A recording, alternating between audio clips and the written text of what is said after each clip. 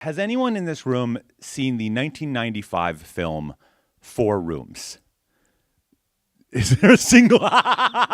Wait, So one back there. Okay. One back there. So everyone else, I'm sorry, you're going to have to leave. The 2 people who raised your hand, you will get a special presentation. Okay. No. So there's this movie in the 90s called 4 Rooms, about four stories in 4 hotel rooms, and they're each directed by a different director. Tarantino did one of them. Robert Rodriguez did one of them. So for everyone who has not seen this, I'm going to give you just a quick taste of what that film is. This will make sense in a second. So this is us. You can see us here. You don't need to see us again. I only owned one jacket, and that was it. That's it. Okay. This year, Miramax Films takes great pride in extending to you an advance invitation to celebrate New Year's Eve at the Monsignor Hotel, where a dozen of the most unusual guests ever cast. will check in. We have reservation.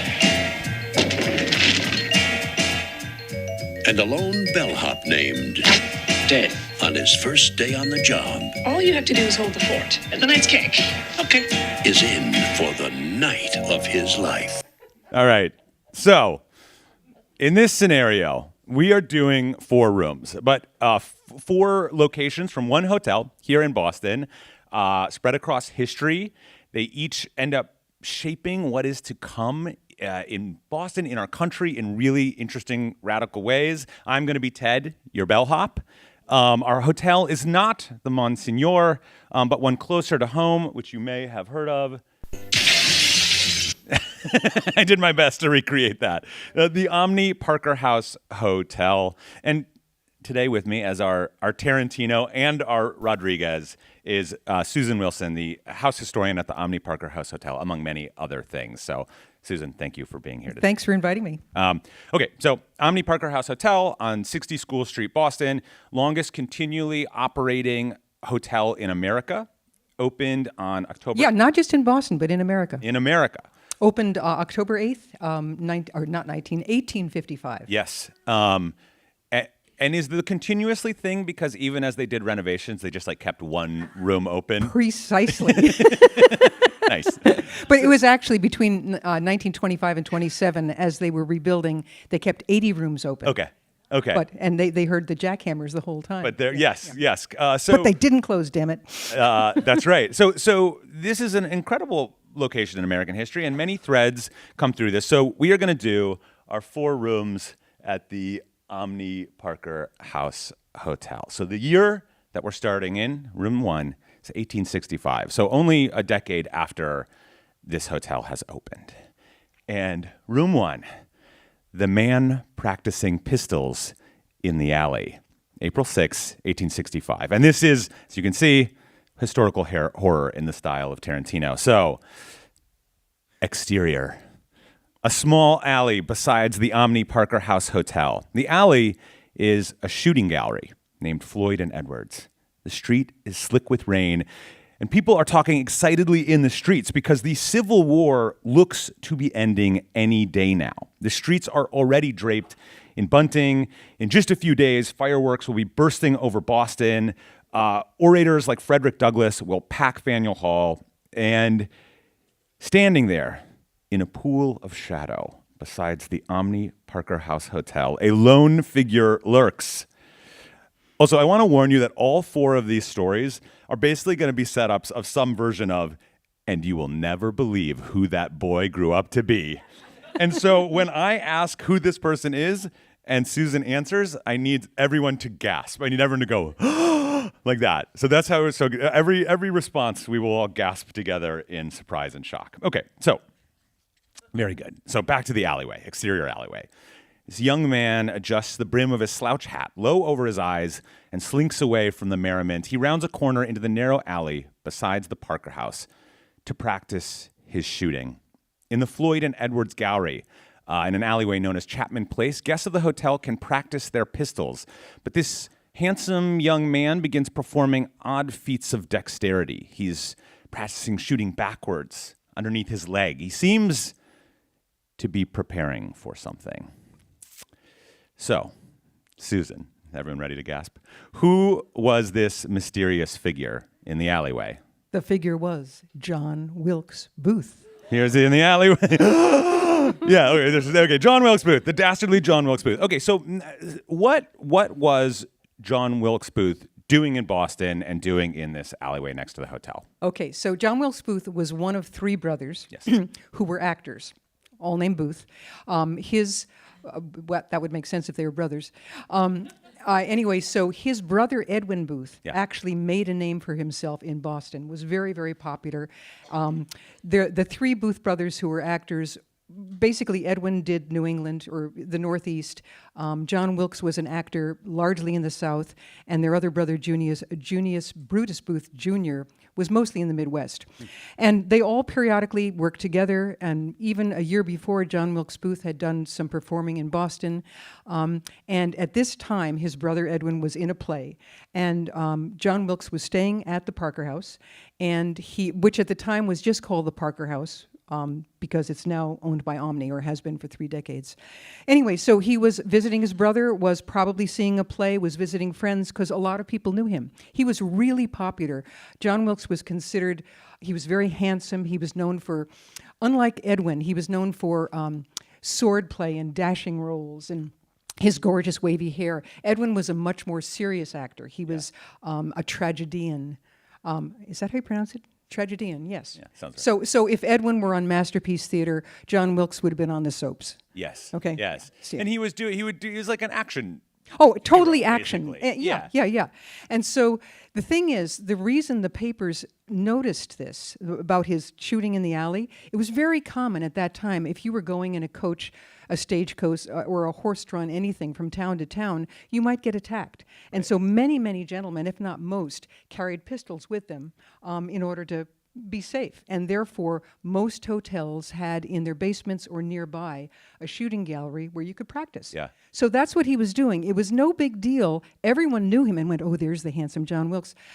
However, it was the weird way he was practicing, like these weird gyrations, that got it reported in the newspapers. Yeah. Then, 8 days later, he went to Washington and did the deed. Yes. Yeah. Yes. In just a few days, the Civil War would be over. Yeah. Like 3 days later, Lee surrenders, and 8 days later, John Wilkes Booth assassinates Lincoln. Yeah. And so, what was the evidence that this was a long time coming? Because in retrospect, it seems like that maybe this was not John Wilkes Booth's first time at the Omni. No. And it seems that maybe there had been actually that the Omni Parker House had ended up being, or then the Parker House had ended up being a place where he had come before, maybe with other kind of plans in mind. Oh, absolutely. It was by far the loveliest and most popular hotel in town. Yeah. And so if anyone of any significance came to town, they stayed there. It was near the theater district at the time. Now, it's farther away, but the theater district at that time was around Federal Street on Tremont, and not the theater district we think of today. That didn't come until after 1900. But he had met there, we know for sure, a year before with a bunch of basically people who were Confederate spies. And at the time, they were plotting something perhaps to kidnap Lincoln, okay?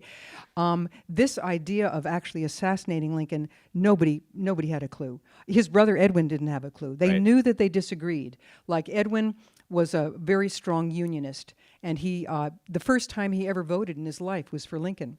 Yeah. So it wasn't like he was involved in politics a lot, but he really believed in the Union. And John Wilkes really thought, this Lincoln person is terrible. I think he wants to be a king. Can you imagine that? A president wanting to be a king? Yeah. Yeah, it's just he seemed to believe that Lincoln was a tyrant. Yes, absolutely. Yes, absolutely. right. But nobody foresaw the murder. Kidnapping maybe, but not. But also we don't think that Edwin knew anything about the kidnapping plot either. Yeah.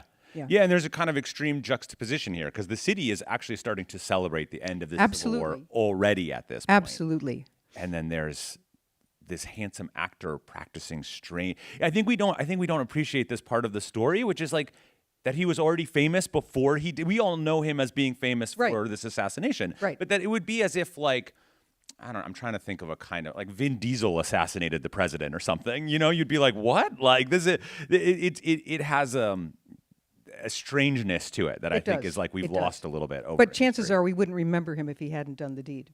Right, because he was a kind of He wasn't that good an actor. No. and I mean, so Booth does this thing. He comes, he stays at the Parker House, and just a few days later, he assassinates the president. The Civil War has already been declared. And what are I mean, this is a big question that's hard to answer, but what are the repercussions of that end up shaping? You mean that Lincoln was killed? Yes. Oh, okay. Well, we feel the repercussions up to this day. Basically, he was replaced by Andrew Johnson, who really did a really bad job with Reconstruction and let too many things slide by. Let many Confederate generals be pardoned. Boy, this is sounding modern. Anyway, it blew apart the kind of Reconstruction that Lincoln wanted to have, and it made it very difficult. And it wasn't long before it was before all kinds of codes started growing up in the South that prevented African Americans from voting, and the Reconstruction fell apart. Yeah. And it wouldn't have had Lincoln still been there. Yeah. So this kind of it just sets this thread in motion, or this chain of events in motion that still reverberate. Yeah, but it's not our fault at the Parker House. Yes. No, it's not that. Okay. Okay. So that's room 1. Let's move on to room 2. Okay. So just 2 years later, on a snowy December day, we find ourselves in the mirror on the mezzanine, a grand historical Christmas movie in the style of Steven Spielberg. This is a feel good movie. This is not as dark as the first movie. The first room. So interior, beautiful, brand new hotel room, specifically I believe rooms 138 and 139. It was a suite, actually. Yes, okay, so they were together. And hanging on the wall is a large mirror. And pacing back and forth in front of the mirror is a man in a black suit. This is not actually a picture of who we're talking about, but it's close enough. And it's a mirror, yeah. Yeah, he's Victorian type looking in a mirror. The mirror was way bigger than that. Okay, so imagine a much larger mirror. And he's pacing. His hair is fuzzing out to the sides. He's got this kind of bushy, untamed goatee. And the year is 1867. It's nearly Christmas, and the man is sort of repeating to himself again and again this thing that he's trying to make sure he's going to be able to present in the most grand way possible. And he's saying, reflect upon your present blessings, of which every man has many, not on your past misfortunes, of which all men have some. So it's time for the big reveal. Everyone get ready. Susan, who is this Victorian fellow in this fancy hotel room trying to practice for his big presentation? It is Charles Dickens. Amazing. Okay, so Charles Dickens. What is he doing in this room? Why is he here, and what is he up to? Why he's here is he's on a reading tour. Okay. Dickens only came to the United States twice, once in 1842 and second time in 1867. He didn't stay at the Parker House in 1842 because it wasn't built yet. Right. And that's the only reason, I'm sure. Anyway, so he was here. Basically, he made a lot of money from readings. Yeah. When we think of doing authors' readings, we think of somebody standing and reading a book and people asking questions. But he was a trained actor. Mm-hmm. And so what he was doing in front of this giant 6-foot mirror was practicing making a theatrical presentation of his reading. So practicing voices and gestures and all that. And people actually came, they had to have guards, kind of like he was like a rock star. They had to have guards to keep people out who wanted to see him practicing or grab his fur coat and have a little piece of Dickens. Yeah. And it would be easy for him to have 2,000 people in the audience for a reading. Okay, and there would be lines out the door. His first public reading was December 2nd, 1867, after he had read it at the Parker House. And what is he reading? I don't think we've actually said what he's reading A Christmas Carol, okay? Yes. And for the first time in America, right? First time in America, because he had written it in 1843. Yeah. But that was after the last time he was here. And so and people adored A Christmas Carol, and so to see the actual author reading this was huge. There were lines out the door. People were scalping tickets to get in, okay? Not a la, Taylor Swift, but it was pretty big. It was big. It was big, yeah. And one thing I didn't realize that you talked about was that in some ways, A Christmas Carol and this presentation here in Boston at the Parker House Hotel was a sort of like rebranding of Christmas or a reform of what Christmas had been. So maybe you could talk a little bit about what Christmas had been and how this was actually sort of a different, fuzzier approach to Okay, or it was part Yes. of a movement. Yeah. Yes. Basically, okay, so Boston was settled by Puritans, Yeah. okay, who were trying to purify the Church of England. So they cleaned everything out of the church. They cleaned there no music, no stained glass, no incense, nothing, just everything plain and simple. Yeah. And the Puritans basically, they banned Christmas, okay? In fact, there was a period where it was technically illegal and you would be fined if you were seen practicing Christmas because it was too papist. It was too much like the Roman Catholic Church. It was full of, a lot of people got drunk, okay? In fact, very often people of lower socioeconomic classes would get drunk and go into people of upper socioeconomic classes who were drunk, and they would like say, "You have to give me stuff, or I'll leave." Like They would demand figgy pudding. Like Exactly. They would actually be like, "No, seriously, yes, no, give me some. I'm 5 drinks give in it and right I need here. pudding. I won't go until I get some. Absolutely, yeah. So it was kind of a nasty thing. Yeah. and it was associated with just it wasn't a warm and fuzzy family thing. Right.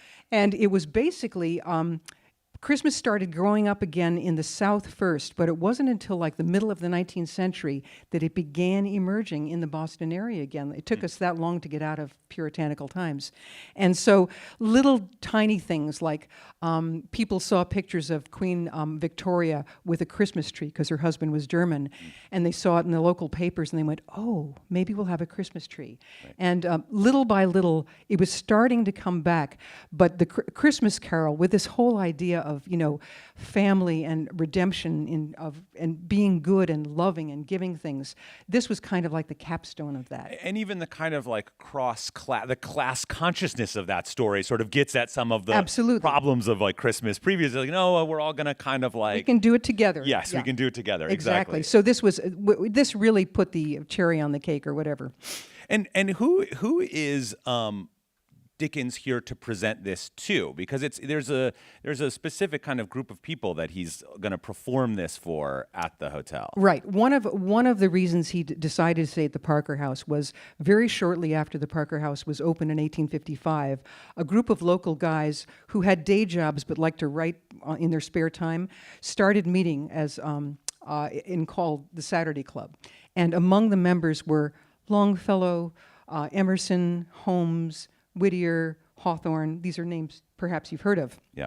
And so, and again, all these guys had day jobs, but they were trying to figure out. It ended up being the golden age of American literature, and they met at the Parker House. And part of the reason was not only was it a gorgeous place, great food, and all that, but down the street was the Old Corner Bookstore, which at the time bookstores didn't just sell books; they were your publishers, they were your A&R guys, and so. That bookstore represented a lot of them, and it also represented Dickens here. They actually developed the first system of royalties, because before that, a lot of people just stole Dickens' They would just work. reprint your book They would and just sell reprint it, your book and and you'd sell get it. nothing. Wouldn't Yeah, get a right, thing. yeah. Also, up the street was the Boston Athenaeum, which was one of the 5 largest libraries in the United States. It had the same number of volumes as the Library of Congress. By the way, you can still see the Old Corner Bookstore. It's just the sign outside says Chipotle.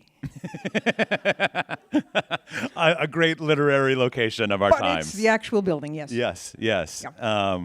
And the Saturday Club lasted for a very long time, right? They're like, The Saturday Club exists to this day, although it's quite under the radar. It doesn't meet at the Parker House. It did virtually all the 19th century. Okay, When the really hot dudes were there. I mean, there's Yes. still hot dudes, I'm sure. yeah. Okay, and how does Dickens do presenting a Christmas Carol? How is it received here in America by the Saturday people were Club? blown away. Yeah. Yeah. So the Saturday Club was known for sitting and eating and drinking and then reading things you were working on and stuff. And so he did it there. But the first public presentation was right around the corner, Tremont Temple, which is still there to this day. Yeah. And that was the one where 2,000 people showed up. But people laughed, they cried, they were just completely blown away. Because Dickens was also like a pretty fabulous performer. He was Absolutely. not just a writer, but he really loved to kind of do the big theatrical presentation. Absolutely. And he even traveled because he used Boston. He actually had a suite at the Parker House for 5 months. So this wasn't one of those George Washington slept here one night things. Yes. And then he would take journeys out to other cities, sometimes for days, sometimes or even a week. But then he would come back. And wait, what was the question? Oh, just being a fabulous performer. Yeah. And so he had crowds everywhere he Yes, went. yeah. What was his? You said he only came twice. Yes. In 1842, Yep. and then the 1867 to 68. Yeah. What was Dickens' overall impression of America? Like, what do we know about how he felt about it? The first time he had very mixed feelings, and he actually wrote about those mixed feelings, and we were ripshit. I mean, we were not happy with what he wrote. Yeah.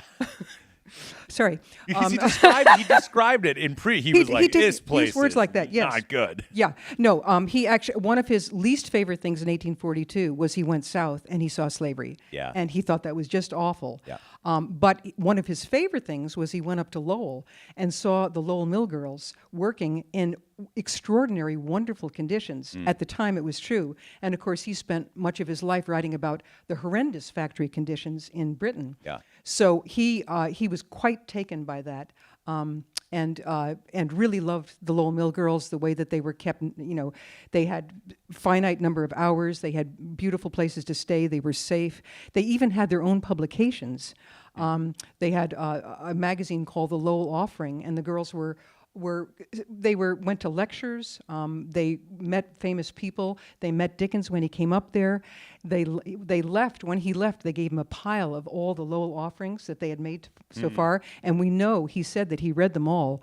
Curiously, when he went home, he was supposed to be writing something else, and he actually ended up writing A Christmas Carol.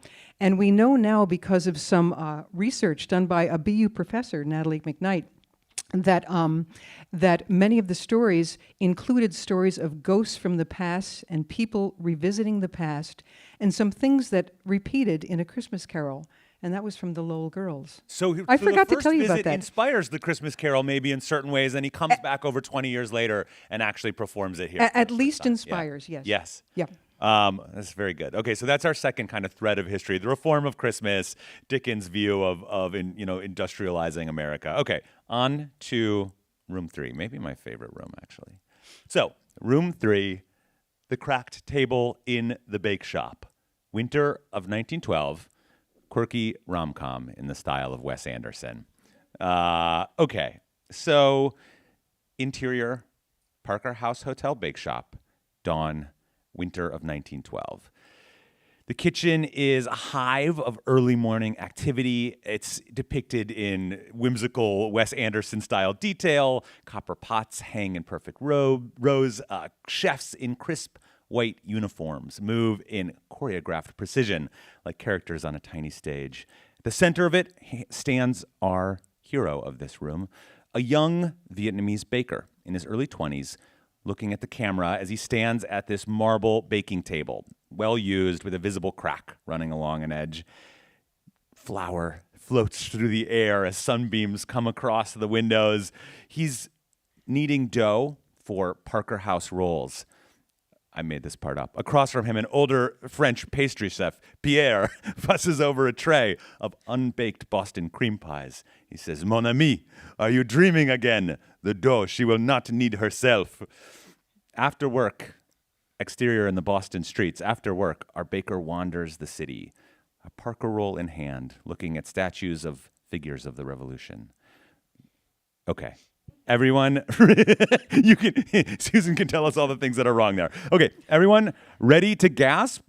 Who? Oh wait, this is our scene here. This is whatever. It's actually from a Wes Anderson movie. Okay, but that doesn't look anything like the Parker. No, it doesn't look anything. Okay. It's wrong play. Wrong.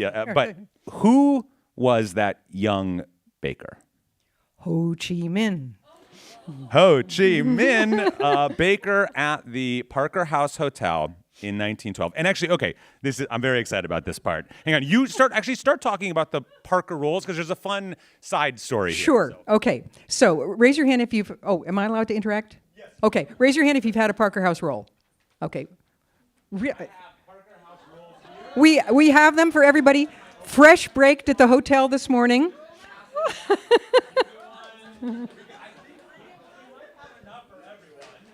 I think we might. Okay, spread them out.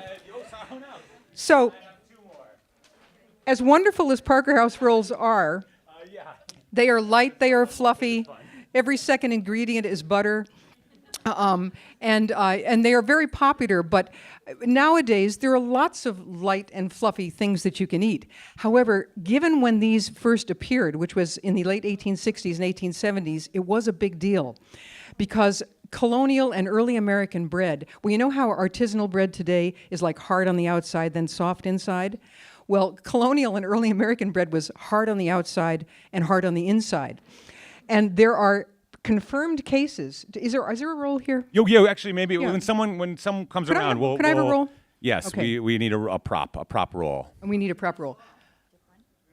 They were baked this morning. I Okay. picked them up at 10 o'clock, so Well, I didn't bring butter, sorry. Yeah, but there's so much butter in here already. Yeah. Anyway, there are confirmed cases at Harvard in the dining halls in the 1800s of there being food fights, okay, and people throw food in food fights, of somebody throwing a loaf of bread at someone else, hitting them in the eye and losing their eyesight. Now, for example, Yeah, this is Okay. actually quite nice. that wouldn't hurt you at all, okay?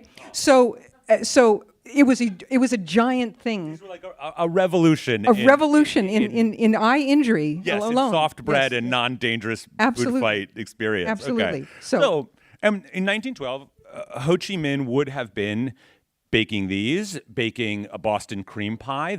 Would have been both of which were invented at the Parker House we've mentioned. And so, what is Ho Chi Minh doing in Boston at the Parker House? What's going on here? Okay, so Ho Chi Minh, and which is not his real name. His real name, oh boy, okay, Nguyen. It's that Nguyen, and I understand it's pronounced Nguyen. Yeah. Nguyen. Yeah. Okay, that's close. Sin Tan. Yeah. I believe that's the way it's pronounced, okay? He had so many pseudonyms, okay? While he was at the Parker House, he was known as Van Ba, or sometimes just Ba. But they've discovered some, if not all, at least a dozen pseudonyms, maybe more than that. Because he was basically what we call Vietnam today, that was part of French Indochina. And he was among the people who thought that imperialism was bad and they wanted to get the French out of French Indochina. Yeah. He also believed in world communism. So basically this guy had three great loves, or three great missions, one of which was getting freedom for French Indochina, second of all spreading world communism, and third of all baking. Yeah. And these were all very important, and he was very skilled. He left the Saigon area in the middle of 1911, we know. It's very mysterious because it's hard to track. But we know that he was cooking in the ships, the transatlantic ships, which are very popular. He worked in New York, in Boston, in the South.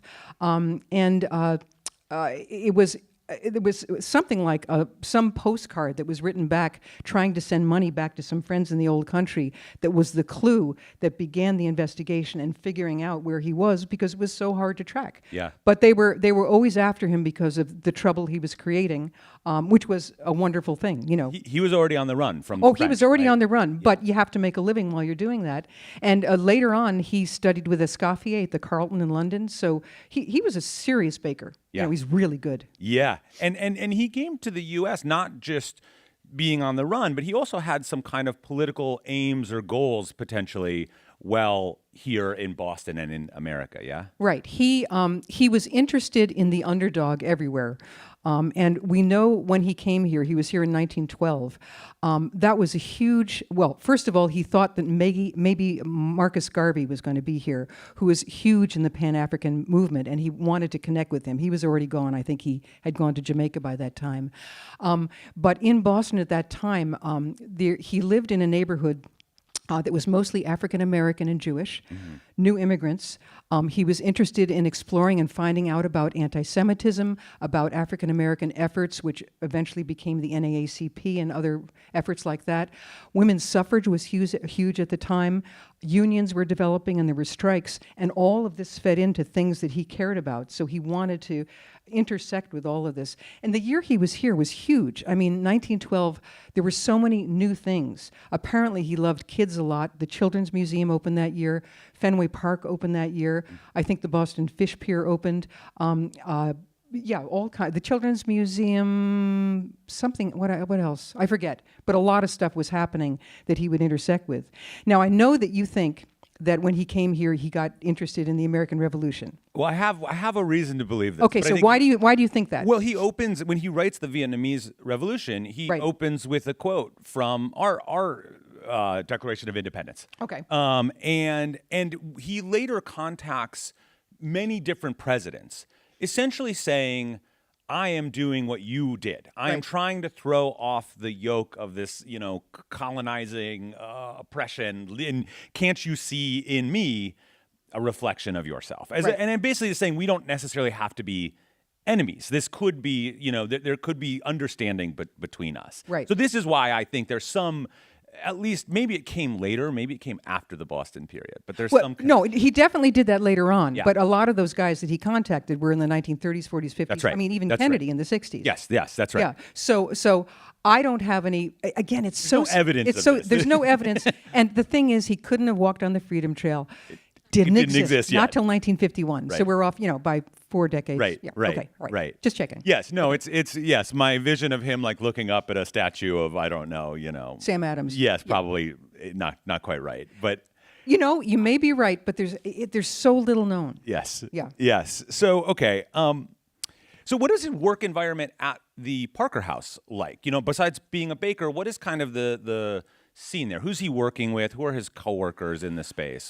Well, okay, so Harvey Parker, the founder, is deceased by the time he's there, and it's being run by a guy named Whipple. But many of the waiters there are Irish, have been from the beginning, a lot of the head waiters. But they're also getting to be international because by the 20th century, a lot of African-American workers were working there. And part of that is because after slavery ended and after the Civil War, many African-Americans moved north. And many of them got jobs on the Pullman trains, these very luxurious trains, and got to be exquisitely trained as waiters and things like that. So they were in huge demand. So he was working with other people who were considered underdogs or not, Irish, not the African American. exactly. These are not the rich, colleagues in the not the kitchen. rich Brahmins on Beacon Hill. Yeah, That's yeah. right. Exactly. Right. And so has there maintained any connection between Vietnam and the hotel? This is kind of something that sort of came to light a little bit later, like, oh, it really was him and he really was here. So, Right. Yeah. Definitely since the late 1980s, there have been delegations from Vietnam visiting. This past year, they visited, I think, twice, and the Prime Minister came. Yeah. I mean, it's a big deal. Yeah. And they come and they want to see the table. Okay, so the table, in the bake shop, it's a marble table, and one corner is cracked off, and it's like people go in and go, man, can't you afford a new table? You're the Parker House. It's like, no, Ho Chi Minh worked on this table, so we're keeping it even This with is a the broken special corner. table, yes. Exactly. And they come down and then they do photo ops. The delegation often has 15 or 20 people and then the Prime Minister or the Assistant Vice Prime Minister.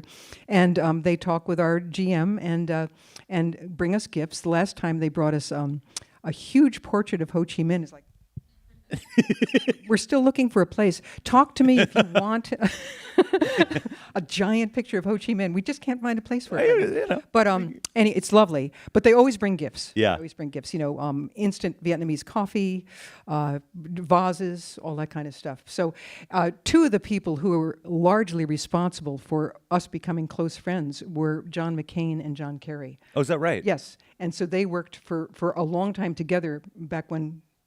That kind of thing happened. Yeah. And in getting the relations really good. But I don't think a year passes that a delegation doesn't come in.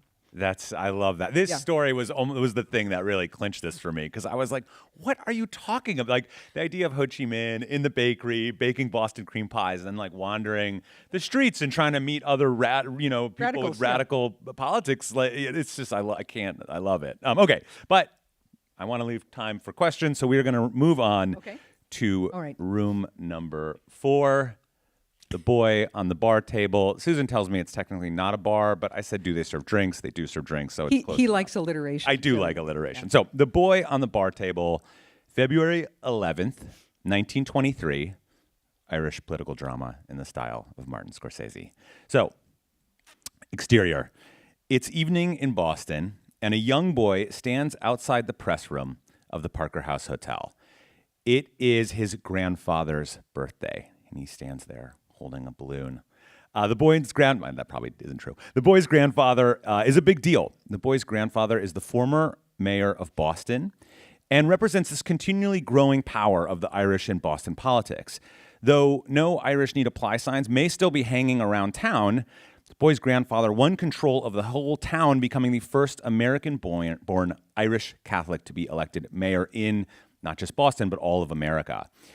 So outside these revelries, a partygoer approaches the boy and asks him what he thinks of his grandfather's big party. And the boy, without hesitation, speaking with a distinct Boston accent, calls his grandfather the best grandfather a child could ever have, and said with such confidence and charm, the partygoer scoops the boy up, brings him into the party, sets him on a table, and asks him to give the speech about his grandfather.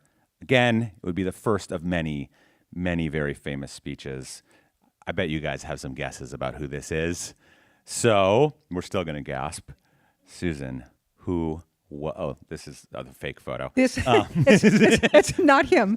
This him. Little 6-year-old boy is Yes. John F. Kennedy. Yes. Oh my God, it's JFK. So, this is his first public speech. Right. Six years old, standing on the table at his grandfather's birthday celebration. So, who was JFK's grandfather? Let's talk about John Fitzgerald, better remembered as Honey Fitz. Yes. And who ran against people like James Michael Curley, and was part of just a huge number of Irish Americans who became involved in Boston politics.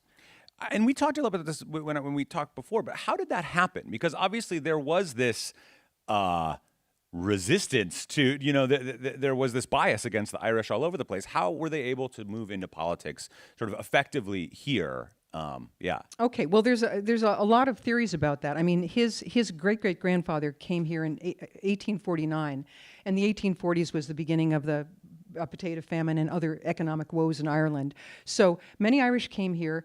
First of all, many came here because it was a port city, and there were actually affordable places to stay back then. Yeah. So they came in. Some of them had already been involved in politics in the old country, but the other thing was, unlike other immigrants, they already spoke English. Right. So it was easy to get involved in things that other people were still struggling with the language. The other thing is they had strong clan-like connections, and if somebody wanted to run for something, there was huge support behind them. Right. And so people grouped together and supported each other. And by, I guess it was the first Irish mayor in Boston was in 1884. And then once you've got a mayor, it's easy to move into other areas. And so it just continued, and the Kennedys were part of that growth.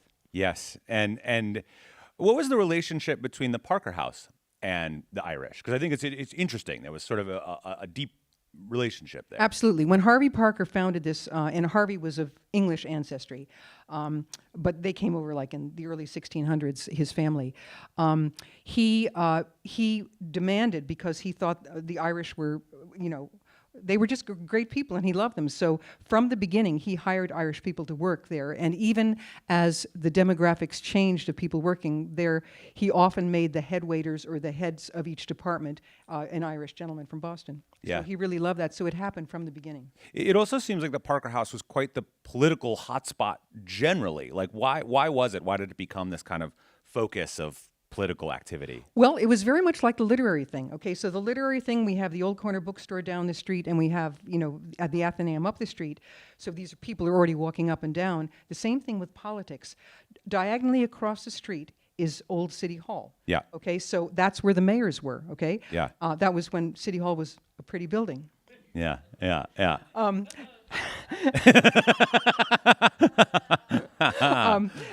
that was City Hall until 1969. Yeah. Up the street is the Gold Dome State House. So in addition to all the literary guys walking up and down the street, all the politicals were walking up and down the street. So it was a logical place. I mean, you had to be lovely and have great restaurants and be very welcoming and all that, but it was conveniently located for both of these groups of people. Geographically, it just ended up being absolutely perfect. Absolute focus points of both Absolutely. politics and like literature. Yep. And it wasn't just politicians who came through there. There were also some like interesting, unsavory characters who stopped by the hotel at various points. I mean, besides John Wilkes Booth? Besides John, yes, Yeah. yes, definitely including John Wilkes Booth. Yeah, diagonally across the street. So if you're on School Street and you're facing, so first there's King's Chapel, then there's Old City Hall, then there's this thing called the Niles Building. In 1920, this guy was running a booming business there. His name was Charles Ponzi. His scheme is still around today. It is to this day, and so it was very convenient to come over and dine and meet some wealthy people who might be interested in this and borrow their money for never-ending supply of money. Yeah. Okay, so obviously, that moment at Honey Fitz's birthday celebration was JFK's first political speech at the Parker House, but it wasn't his last. What are some of the other big JFK moments that have happened at the Parker House? Well, the whole Kennedy family always frequented the place, partly because of the physicality, but also they had apartments up on Beacon Street and on Bowdoin Street, various members of the family, including JFK. And when he got back from World War II, the hero in PT 109, he decided to run for Congress. Yeah. And so he made the Parker House the place that he announced that and headquarters to begin that. So he gave his first speech there. He did not begin his presidency there. That was a different thing. But he did that. And then several years later, in 1953, we still have a little marker there by the table in Parker's restaurant. Table number 40 is where he proposed to Jacqueline Bouvier. Yes. And then shortly thereafter, in the press room, they had his bachelor party there too. So, yes. So they were there for political reasons, for personal reasons. The Kennedy family just had a long love affair with the Parker House. One interesting thing I came across in doing some of this research is that then, as we mentioned before, actually Ho Chi Minh and JFK actually end up they don't meet. I don't think they ever meet in person, but they end up having some interaction and correspondence. Ho Chi Minh writes to JFK at a certain point. And it's interesting, early on in the 50s, JFK went to Vietnam and ended up basically testifying in front of the Senate saying, this is his quote, "In Indochina, we have allied ourselves to the desperate effort of a French regime to hang on to the remnants of empire." Basically says, like, this is nuts. Like, we can't be party to this. This is not going to work out. And obviously it didn't go that way because the kind of fear around communism spreading becomes... Well, the whole domino theory thing. Yeah. It becomes much stronger than any resistance. But it's just interesting to see these two people who come through the Parker House at different moments in their lives and sort of then interact again later on. I'm going to do one more. It's actually not a room, but I can't resist doing it. Okay. So one more. This place, so much American history flows through this one hotel. 20 years after that little boy gives that speech, a lanky, red-headed black teenager who goes by the nickname Detroit Red would come to live in Boston for a few years and work at the Parker House before actually getting arrested and going to prison for a while. So one more time, Susan, who was that lanky teenager? At the time, he was known as Malcolm Little, but we remember him as Malcolm X. That's right. So he would also come to work. And in Boston, I think he was coming from Omaha, and his time in Boston as a teenager was like the first time he saw like a majority black community and starts to develop some of the politics that then really get developed while he's in right. His sister had gotten a house in Roxbury, and he stayed with his sister, and then was working at the Parker House. Yeah. Okay, so there's one more person for whom I think the Parker House, all this history flows through, and Susan, that's you. You hold this incredible depth of knowledge, obviously about the hotel, but about Boston history in general. So and being the house historian is like one of many things you do. But how did the Parker House come into your world? Okay, so in the 20th century, I used to have columns in the Boston Globe, some history columns, and I would I wrote stories about the Parker House and various. I learned so much about the Parker House in writing some stories about them that when they would have a historic problem, they would end up calling me after that and say, "Hey, could you come in and do research on this, or could you write this for us, or could you do this TV show for us?" And that went on for about 20 years. And then in 2012, the general manager, John Murtha, asked me in and said, we want to actually do a serious book, a real book about the Parker House, and we'd like you to do it. So we negotiated, talked about price and time and all that. And then I said, there's one other condition. And he said, what? I said, I'd like you to make me the official house historian. And one of the marketing guys said, Susan, we've always thought of you as our house historian. And channeling Beyonce, I said, put a ring on it. And they have. And I should say, you went to the Parker House long before you were a historian writing about these incredible stories. Right. You were just there as a person. So tell me a little bit about that, too. Well, when I was a kid in New Jersey, my mother used to make Parker House rolls. Yeah. It was a big deal. And but also, I went to Tufts University in Medford, and when I was old enough, we used to come in on Sundays because in Parker's restaurant, they had this large fountain filled with tomato juice, just flowing and flowing. Then at noon, because of blue laws, they would pour vodka into it. And so we came at noon. Yeah. Yeah. And would drink there. Yeah. Which, by the way, have you talked to them about bringing this back? Because the Bloody Mary fountain is like, that's pretty good. Anyway, Susan, it has been so incredible. The history of Boston and really of America flows through the Parker House and flows through you. Thank you so much for joining us today for this. You bet. Best historian in Boston. So we do have time for some questions. So this is a question I'm sure you get a lot. The Parker House, unlike more modern hotels, has an unmistakable feeling. Are there ghosts in the Parker House? And have you met them? Okay. I just collect the stories, okay? I have not met a ghost there. Other people claim they have, and I collect their stories. People assume that Mr. Dickens, well, if you believe in ghosts, okay, a lot of people say the two reasons a ghost will come is, number one, they have unfinished business. Number two, they just really liked the place.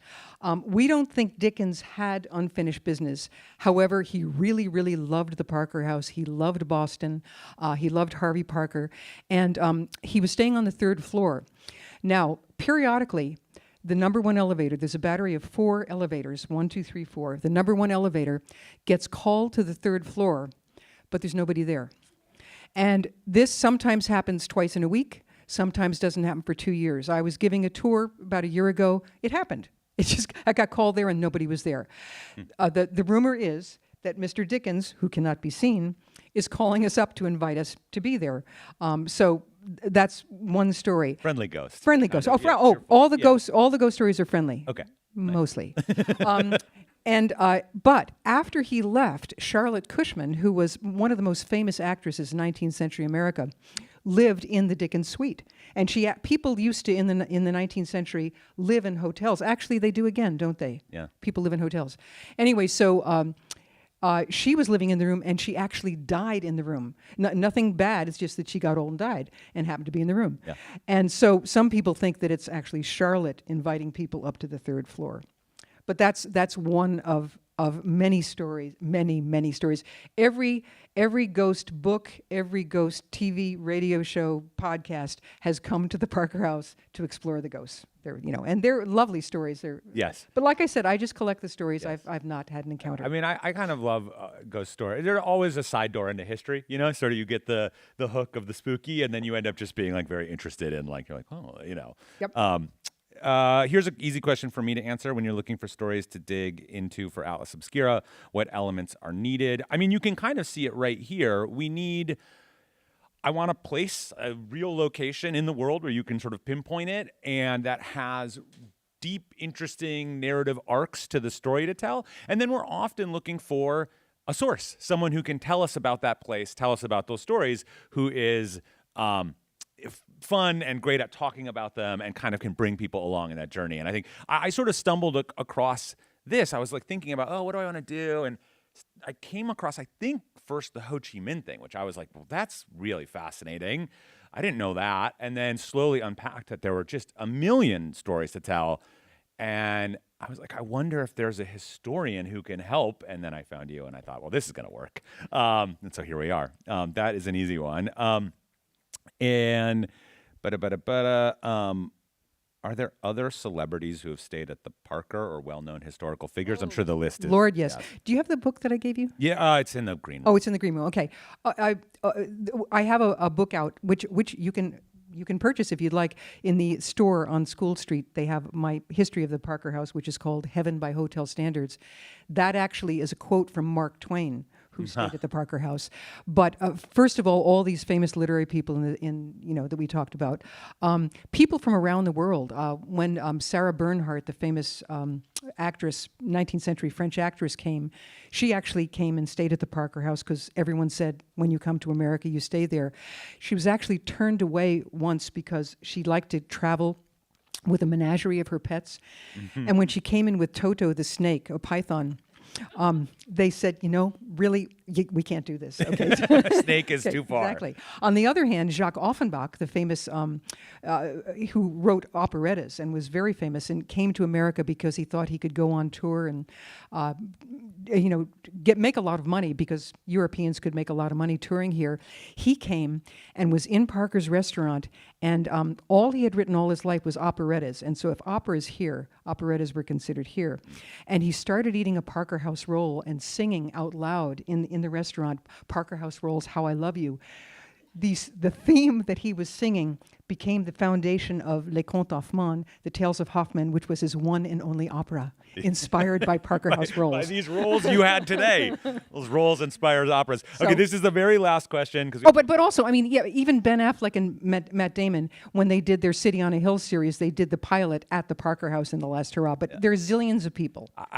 It's funny because I don't think most people, if you say, name me a place with like an enormous amount of Boston history, and it's like the Parker House is a little bit of a deep cut. I feel like it's, as you start digging, you're just shocked at how much is there. Oh yeah. Last question: what is the most requested room at the hotel, and why? Do you have a sense of that? Is there one room that people associate? I mean, the Dickens rooms are gone, basically, right? Well, the Dickens room is a conference room, and so people rent it, to have meetings in it and stuff. By the way, the Parker House is undergoing a gigantic rebirth right now, renovation, and so all the rooms are changing as we speak. They're still 19th century charm, but it's modern at the same time. A lot of people are interested in room 303. Because of the ghost. It's another ghost. It's just a deal. Yeah, they think there's a claim that Stephen King wrote one of his stories based on room 303 about someone who died in that room, and so a lot of people are interested in that and want to stay in the room where someone died. And with that, you too can stay in a room where somebody died. All right, thank you all for being here. Thanks so much for this, Susan. Thank you so much. Thank you. This is so great. Thank you all for coming.